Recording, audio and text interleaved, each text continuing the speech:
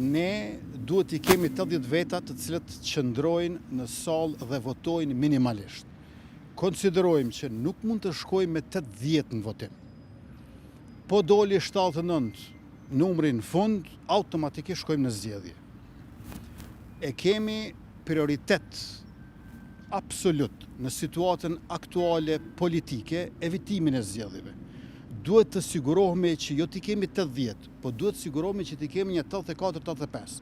Dhe për këtë është duke u bërë beteja me këto komunikime e me këto takime të cilat po i zhvillojmë. A ishit e Vjosa Osmani tash në takim me qenë se takimi me Lumina Dëgjikun? Edhe ajo Unë jam vazhdimisht në komunikim e në takime me të gjithë këta, kur s'ka qenë atmosfera më konstruktive me opozitën, mirë po atmosfera më konstruktive nuk nënkupton automatikisht hapa konkret.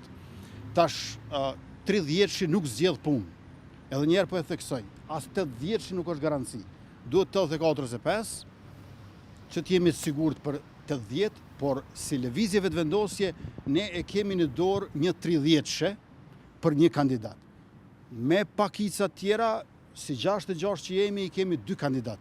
Por është problematike sepse edhe 14 të tjerë nuk i kemi.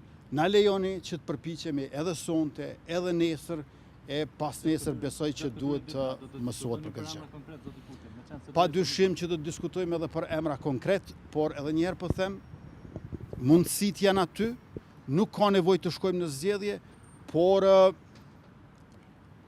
për shkak të mundësive që janë aty, është e arsyeshme të mos shkojmë në zgjedhje, veç se nuk është hera e parë që në Kosovë ndodhin edhe gjëra të paarsyeshme.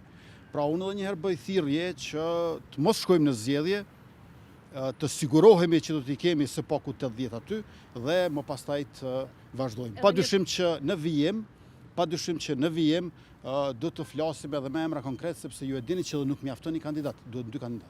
Faleminderit shumë.